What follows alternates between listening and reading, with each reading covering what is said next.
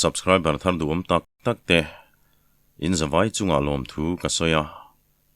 heti ni chuan thon thu po hi a sein kan da thei trep toin karinga engpo ni selong hak sham shamila tuna chuan minute som panga ba khi kan pel thei ri lova tihan toite ten kan da sek mai don nia irau thla tal then lina ziak tu zawan hamte in rin ni ni chuan fakoma te ho po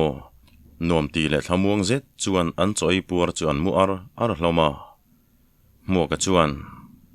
kotvel hi voin chui thlo fai te ngu kan online hian aron ti chuan fakoma te pan hi po chuan niamole in chungtela tuna nu parek ang chau an ni to sia zonte chuan lo ti ve supin muang chang chuan in siamin anin siam zo chuan in chung nu hne na manrodil turin anin zui chhota tham thama in an lu chia ti chuan pasia ma churon lang ve lolin kha engen ti don tinaron zota zonte chuan hei in bulveli kan thlo fai mai mai ang chu kan lo tia tia lo chan chuan pasia ma chuan ngoi teu sota happy valley mi tlangwal dam lo thi sen pe ngai oma mizo tam tak dam doi laman liam to thi sen pe thei te nom ve takin karualin local ve tewa in zuamem an ti chuan mu ka chuan lo changin zuam te renge khonge kan zuin siamange in bulvel chu ni danga thlo thei thowa a local bo dona zengla ni lo chuan tin pasia ma chuan ole ke po chokan baranga chumi chung chon lo in siamula dam doi lam chu kan pan zui mai don nia a lo ti le fak oma te po chin siam nga sangin zonte chuan thisen hi gala pemi alawa ka tri de uriawani an ti sup chuan mo ka chuan a soi poi zak lo zo ke thisen pe ngai nangemo I chung te ponom theya chuti huna chuan min tri ve ta vek chesela engtin ngei tinga imang annele beidon na thuan hi thum vek dona sin khatiang tong kam kha voi khat ma chak chok to su ami zo tong kam lo lutuk mai keni pon kan la pe ngai bik lo mi mang angin an oma kan thei to kan va chuang chule tialo khakin fak oma chuan ithi sen kha achan ve ve la se thang tialo nui hakin in chung lama chuan an in zui chhota nu chuani chuan bong sa kalo valenga tlailam chu heten on ei don nia mizinga kanvari phor lo turania lo ti in pasia main pe nu chuan an chuak ta fakoma chuan pasiam hei zonte hian kamil hlau chuan botol ni po ka pe huam ka hrisel thaboka ati deuh reng maya lo mil hlau se ka tingot mai a han ti chuan zonte chu meng rum hle mai pasia ma chuan kan tlangwal dam lo hi atai main mizo ho tan hian an chung ko hen luin an tangkai ema an famala ni le ngala anu phei chu atrapa trap to maya ka khongai tak takani an fapa hi felin mi tu mai po hian an ngaina ema Christmas le kum thar kan man po hian kan hol lor berle akula tai nia lekha thiam thein tuna po sipai officera lu tumin mala me kani tin andam lo chanchin chu an soi sapa dam doinan thlen chuan mizo tlangwa le khazir te le sipai tangte sarkar na thok thren khat chu an lo om nak to pusia ma chuan chin an zo zungin andam lo chu ngai tuam lutuk ani lo thu le thisen an pek chuan a that le mai an rin thu doctorina soite anan soi chuan a thove huai maya an blood group fatur chuan blood bank lama thisen petur ho chu anin zui koile tadam dama an blood group an hriata ka chuan muak le zonte chuan an pe theya sipai tanglai pakhat le zirlai dang pakhat nen chuan peturin an in buat saita botoli lek chuan a that mai doctor ten an rina wangin midang blood group po chu an te zui talawa zonte chu a mela chuan a hu phurti hi lang reng maya fakoma chuan o han thian kharin chu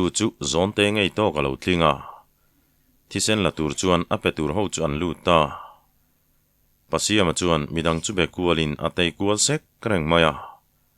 fak omero chu kil kata chuna thungoi verana amang rual vel pakathian ron biain an panhi chuan an ti dun tamal mala chu tlangwal chuan mingte han thrilin somte kania engtinge omve lekha zirve thoem ni an ti chuan fak oma chuan o nie fak oma kanie lekha zira om kania ka thian tenen in luan kanom howani tina lo changa ain lo puite panin thisen an pek tur thu te han soin engeng mo chu soin an ti renga anin komrei deuh nu phei chuan an nui dun kaka somte chuan rem changa lo la leng ro kapa hi sipainia kan chungin Happy Valley a hian kan oma mizo kan tama kan veng chu nuam asin nuamin tingwatang an ti chuan fak oma po lo bungat ngatin nia mizo mel mui chuan kan thovengin kan nel em mai chu ni hi a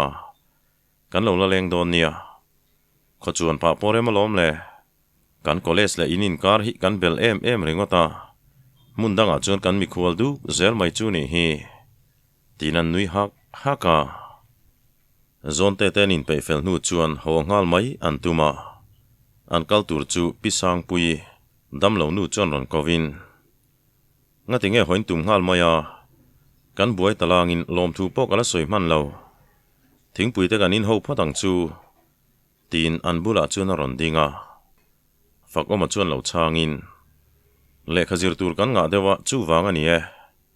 alo ti ba nak chuan pisang pui chuan engpo chu ni se tiru thingpui tal chu inang u ati lai chuan aron kova abe ka tang chuan paisa phorin kha hei hian thingpui chu lo in teu khi min ko le to boxia an ti chuan zonte chuan ekhai engma ngai lo pui thei tur zewa kan lo om hi alom om em zo kani chung kwa vek kan nia lom le tin an la du lova pisang pui chuan ani chuan hei kan man mo to sia hunram chang kan nei masak bera kan lo leng don nia pusiam hena tangin in chanchin kalo renewal to thova tin man mo zet chuan an ko na lam panin atlan le ta hloka an hnunga chuan pusiam chuan ron zuin kha hotlang ngalin tum nge ni in la leng kual don tiaron zo chuan mo ka chuan kan hotlang ngal mayang chu kan tia hei zonte hlau deuh hi ala khur maya mutha damte po hi mamong a lo ti zavin zonte la chuan ka khur mai lo ve o chedeu hian min chua fote su lo ti hlukin an nui hama pusia ma chuan kha nu berin bong sa lo chum don kha chin ngai changin ke chu kan thumuanga nga karon ho har lowang ati chuan fak omate chu bungat ngatin in lampan chuan an ho ta kalkonga chuan ti borin zonte chuan khaya ka hu phurang ai chuan a hlau om chai lo khale riau hi ka hlau tlata chu wanga nia ka hre em ni ma sen nars ka mel tha maya khatiang nula mel tha bula kha chuan engma hlau om pon ka ring love an ti chuan fak oma chuan rangzet hian chu siamte nen an vain ang om ve alo ti zau chuan zonte chun ner nangin ngoite sap le sil chara kan vai nu muang vel hin niang te khin chi po ni lo chuan a han ti chu mo ka chuan ke po ka soi du lo mai ni kha ka tirila hen ka khur derin ka ria thisen min lak sak don kha chuan hre om ka ti khop mai an ti chuan fakoma po chuan nia kanan fiam thu hloi tak na in ti thain in chuan om tak zetani hetianga midang pui thei tura pathianin damna tha le hrisel na min pe hi alom om khop mai tin an rizui naka chumizan zanrian kil chu an puar tlang boka mezial zu hlat chung chuan radio ngai thlain an thu khoma pasiama chuan kha pisang pui khan felati khop mai chewa ma hian dam sela kan la ron leng don nia ti kha an ni chung ko hi chu an felin an bulom te hi nuamania mizo har sa na tok tele pui ngai te an pui na sa hei hi pathian poina ria ahun taka an momo na chan sakani bermaye tu chunga ma hian beisele phur le nei mi lo hian pui ngai te chu an pui mop mai thina mi fak le ngai nat po hi an hlo viau reng ania anila taka mi kan pui the ni lo chuan mi nuna in rol hi angai lo reng ani mi om dan tura du thu kan lo sam ve vak vaka ma niang ma ni chuan si lo chuan za thlak deuh mai ni o ahan ti chuan zon te chuan aningot mai mua cái kom chak nuang zat khi chu an bula oma shermania lo ti khavin fak omale mua ka chu an nui haka fak oma chuan khi nu zet khi chu lam tanga chu na tha ma se alam tang ni lo chu lo om takani lo ti ve in anan nui le hama nu chuani ho chon ti zui nak nakin zana rei deuh ta ka chuan muturin an hota dia inan lu chuan zon te chuan voina kan nars kha address ka lo di lo ni lengila chu ka hlo cham ka ring mi lo min biak dan vele minan mel vel dan atang khan min be se ru ve tho ti ka chiang ani an ti chu fak oma chu nui phu thot maya ngoi te nang kha mel tai hau lawang che email che sia I chen be boxi lainat melina mel che ni chu ithin lunga thei ngil tir la ding pui ngai tua zui neu la tok a duam tur beralom le lo ti zekin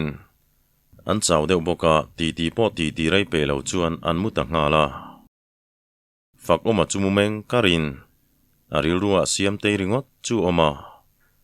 kum top ni to se an kholama ho chak to thu ngot mai chu angai tua inzir chu vata siam te ne na chung ko din te chu han suang toin athala kol chu athian ten mu hil to boka an phor zala lungleng tak le ngai tak chung chuan an thlek wangin siam te milong ngak trang ro itan kalau ho le don nia ti na ma ria tok lek chuan an phun sapa tu khat chu mo ka in chung kal chu limzet thian ron hoin in chung ron lu pa chuan hei kan le kha tu ron thlengania pasiam na ron hona tin athian te po an le kha tur chu an pengal zunga limzet chuan an le kha thon don chu la in mani khum lam theu chu panin an hong hal sota fak oma chuan siam te le kha ron tel ti mu chuan a lim hle mai a chung te le kha chu chir zoin siam te le kha chu chiar le a siam te na ngai thu le a mangai thu ron soi chuan ati lim viau mai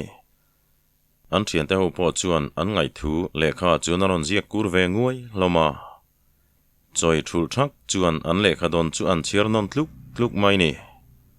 a to pa chuan zon te chuan fakom siam te le kha telem ni men poi chunga chir ta ka aron ti chuan fakom ate pan hi chu har zokin siam te le khan mu mek hi chuan lom le hlim luata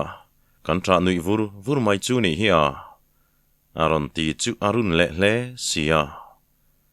keini ponani ai mel tha kan neya nang angin mit tui le nap tui nen kan ngai per purbik love lo ti hlukin mua ka chu nui zangang mai fak oma chuan nia ding pui chu anuliana mel po thalom le ma se tlangwal mi tala lo maya ti chawania tia lo nui hul hakin mua ka chu ron nui ta hoka in bial nu te ai mel tha hi kala nei don khop mai tin zon te chu an check tlaka nang hi chon mi zo nu la lung hi dum zo ngang lawani namdangi mel du khimo nangang hian kamit le thin lung hi thla daila chuan namdang laka hian fa ka nei zut tong chu aron ti ve thunga fak oma chuan kan le khathon chira talangin choi kan tlai ve kalom le tian tho hluain athian te po chu anin siam ve mola mo ka chuan kan dong thlum hlom bok aniang mo kan tlai chevek mai lom le tia man mo tak chuan chuakin fak oma chu an hnung bera chuan chuakin in chu khar felta ole tikhan naktu zana tang chuan a sein kan post thei to dona chuwang chuan heti china hian kan du to ri lo kanga naktu zana tangin abung then pa ngain kan post don nia